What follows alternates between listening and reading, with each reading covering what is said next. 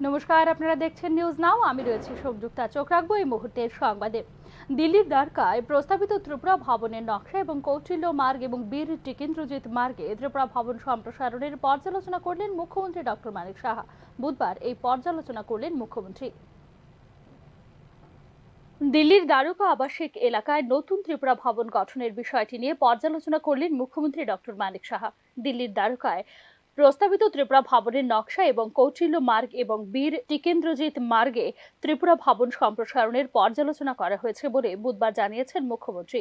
এক্ষেত্রে রাজ্য সরকারের পাশাপাশি দিল্লি ডেভেলপমেন্ট অথরিটির আধিকারিকদের নির্মাণ কাজ ত্বরান্বিত করার নির্দেশ দিয়েছেন মুখ্যমন্ত্রী। বিভিন্ন কাজের জন্য দিল্লিতে ছুটে যাওয়া রাজ্যের নাগরিকদের জন্য নতুন ত্রিপুরা ভবন তৈরি করার সিদ্ধান্ত নিয়েছে রাজ্য সরকার। বর্তমানে দিল্লির টিকেন্দ্রজিৎ মার্গ এবং চাণক্যপুরীতে রয়েছে দুটি ত্রিপুরা ভবন, কিন্তু এই দুটি ত্রিপুরা ভবন যথেষ্ট নয় রাজ্যের মানুষের চাহিদা মেটাতে। বিষয়টি বিবেচনা করে একটি নতুন ত্রিপুরা ভবন নির্মাণের জন্য জমি বরাদ্দের জন্য ডিডি এর কাছে আবেদন করেছিলেন ত্রিপুরার মুখ্যমন্ত্রী ডক্টর মানিক সাহা। চলতি বছরের 7 মার্চ নতুন ত্রিপুরা ভবন নির্মাণের জন্য রাজ্য সরকারকে 2930 বর্গমিটার পরিমাপের একটি জমি হস্তান্তর করেছে Delhi development authority. News now এর হাতে আসা তথ্য অনুসারে সেক্টর 17 প্লট নম্বর 3A বরাদ্দকৃত জমিতে নতুন এই ত্রিপুরা ভবন নির্মাণ করবে সিপিডব্লিউডি। গত 2023 সালের 15 সেপ্টেম্বর দিল্লির লেফটেন্যান্ট গভর্নর VK সাক্সেনার সাথে এই বিষয়ে কথা বলেছিলেন মুখ্যমন্ত্রী ডক্টর মানিক সাহা। মুখ্যমন্ত্রীর অনুরোধে সাড়া দিয়ে রাজ্য সরকারের কাছে হস্তান্তর করা হয়েছিল জমিটি। রাজ্য সরকারকে বরাদ্দ করা জমিটি সাধারণ মানুষের জন্য খুব সুবিধাজনক, কারণ এই বিমানবন্দর থেকে খুব বেশি দূরে নয়। দিল্লির পাশাপাশি রাজ্যের জনগণের সুবিধার জন্য মুম্বাইতে আরেকটি ত্রিপুরা ভবন নির্মাণের জন্য ইতিমধ্যে সক্রিয় পদক্ষেপ নিয়েছেন মুখ্যমন্ত্রী doctor Manik Saha. Bureau report, news now. কয়েক মাসের মধ্যেই রাজ্যে চালু হতে পারে বন্দে ভারত ট্রেন। এর জন্য ইতিমধ্যেই শেষ হয়েছে ইলেকট্রিক লাইনের কাজ। বুধবার এরকমটাই জানিয়েছেন সাংসদ রাজীব ভট্টাচার্য। ভারতীয় রেল পরিচালিত দূরপাল্লার সেমি হাই স্পিড এক্সপ্রেস রেল পরিষেবা হলো বন্দে ভারত পরিষেবা। যাত্রী রেল পরিষেবায় ব্যবহৃত বন্দে ভারত রেলগাড়ির সর্বোচ্চ বেগ 183 কিলোমিটার প্রতি ঘন্টা বা 114 মাইল হলেও বিভিন্ন প্রতিবন্ধকতার জন্য রেলগাড়িটির সর্বোচ্চ গতিবেগ দিল্লি ভোপাল রেলপথে 160 কিলোমিটার প্রতি ঘন্টা এবং অন্যান্য রেলপথে রাখা হয় 110 থেকে 130 কিলোমিটার প্রতি ঘন্টা। উত্তর পূর্ব ভারতের মধ্যে আসামে প্রথম বন্দে ভারত এক্সপ্রেসের সূচনা হয় 2023 সালের 29 মে। উত্তর পূর্বাঞ্চলে বন্দে ভারত ট্রেন পৌঁছে দেবার জন্য তৈরি করা হয়েছে 1618 কিলোমিটার রেলওয়ে নেটওয়ার্ক। এক্ষেত্রে উত্তর পূর্বের 59টি রেল স্টেশন চিহ্নিত করা হয়েছে বন্দে ভারত পরিষেবার জন্য।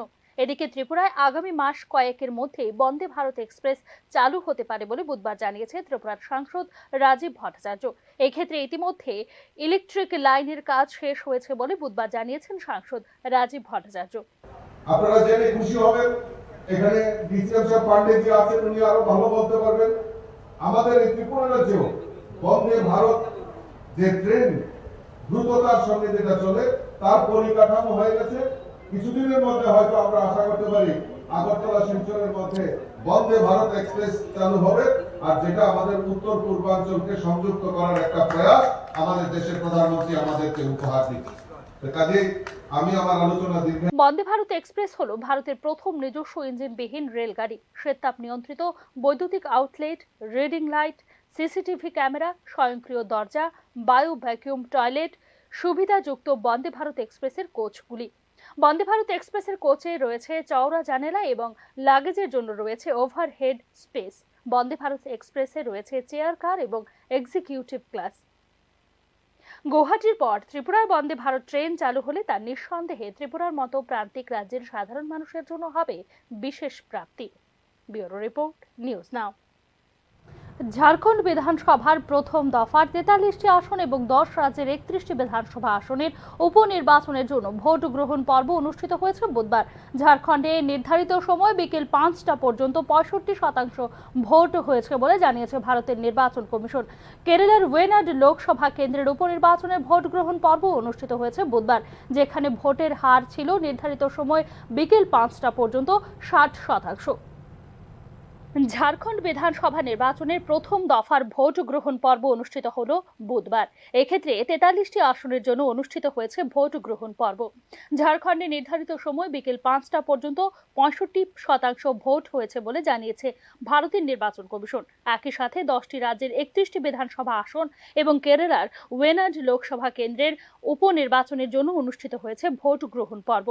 কেরালার ওয়েনাড লোকসভা কেন্দ্রের উপনির্বাচনে ভোটের হার ছিল নির্ধারিত সময় বিকেল 5টা পর্যন্ত 60%। বিজেপি নেতৃত্বাধীন এনডিএর প্রাক্তন মুখ্যমন্ত্রী চম্পাই সোরেন এবং কংগ্রেস নেতা অজয় কুমারের মতো গুরুত্বপূর্ণ প্রার্থীদের নিয়ে জেএমএম নেতৃত্বাধীন জোটকে ঝাড়খণ্ডে ক্ষমতাচ্যুত করার লক্ষ্যে বাংলাদেশে অনুপ্রবেশের ইস্যুটিকে হাতিয়ার করেছে বিজেপি। ঝাড়খণ্ডের বিধানসভা নির্বাচনের প্রথম ধাপে বিজেপির গুরুত্বপূর্ণ প্রার্থীদের মধ্যে রয়েছেন সেরা কেলায় প্রাক্তন মুখ্যমন্ত্রী চম্পাই সোরেন এবং জামশেদপুর পূর্বে অজয় কুমার।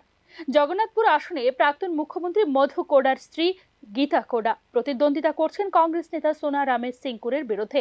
অপরদিকে রাঁচি থেকে বর্তমান রাজ্যসভা সাংসদ মহুয়া মাঝিকে মনোনীত করেছে ঝাড়খণ্ড মুক্তি মোর্চা বা জেএমএম।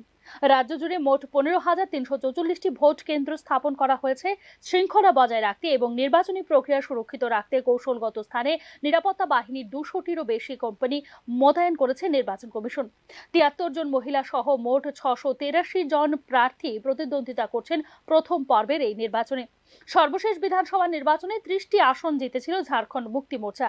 বিজেপি জয়ী হয়েছিল 25টি আসনে এবং কংগ্রেস জয়ী হয়েছিল 16টি আসনে।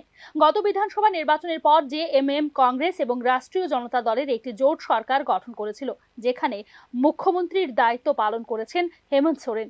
এদিকে বুধবার যে সমস্ত বিধানসভা আসনে উপনির্বাচন অনুষ্ঠিত হয়েছে তার মধ্যে রয়েছে রাজস্থানের 7টি আসন, পশ্চিমবঙ্গের 6টি আসন, আসামের 5টি আসন, বিহারের 4টি আসন, কর্ণাটকের 3টি আসন, মধ্যপ্রদেশের 2টি আসন। একটি করে আসনে উপনির্বাচন অনুষ্ঠিত হয়েছে গুজরাট, মেঘালয় এবং ছত্তিশগড়েও। অপরদিকে কংগ্রেসের সাধারণ সম্পাদক প্রিয়ঙ্কা গান্ধী বরড়া তার নির্বাচনী আত্মপ্রকাশ করেছেন কেরালার ওয়েনাড লোকসভা কেন্দ্রে। যদিও ঝাড়খণ্ডে নির্বাচন বাদ দিলে বাকি নির্বাচনগুলি বিদ্যমান সরকারগুলিতে প্রভাব ফেলবে না, তবে বিশেষ করে হরিয়ানা বিধানসভা নির্বাচনে পরাজয়ের পর কংগ্রেস এবং ইন্ডিয়া ব্লকের জন্য এই সকল নির্বাচনগুলি যথেষ্ট তাৎপর্যপূর্ণ বলেই মনে করছেন রাজনৈতিক বিশ্লেষকরা। অপরদিকে মহারাষ্ট্র এবং দিল্লির গুরুত্বপূর্ণ বিধানসভা নির্বাচনগুলির আগে ঝাড়খণ্ড বিধানসভা নির্বাচন বিজেপির জন্য যথেষ্ট গুরুত্বপূর্ণ বলেও মনে করছেন রাজনৈতিক বিশেষজ্ঞ মহল। ব্যুরো রিপোর্ট, নিউজ নাও। এখনকার মতো সংবাদ এখানে শেষ করছি। অন্যান্য আপডেটস পেতে চোখ রাখুন নিউজ নাও এর পর্দায়।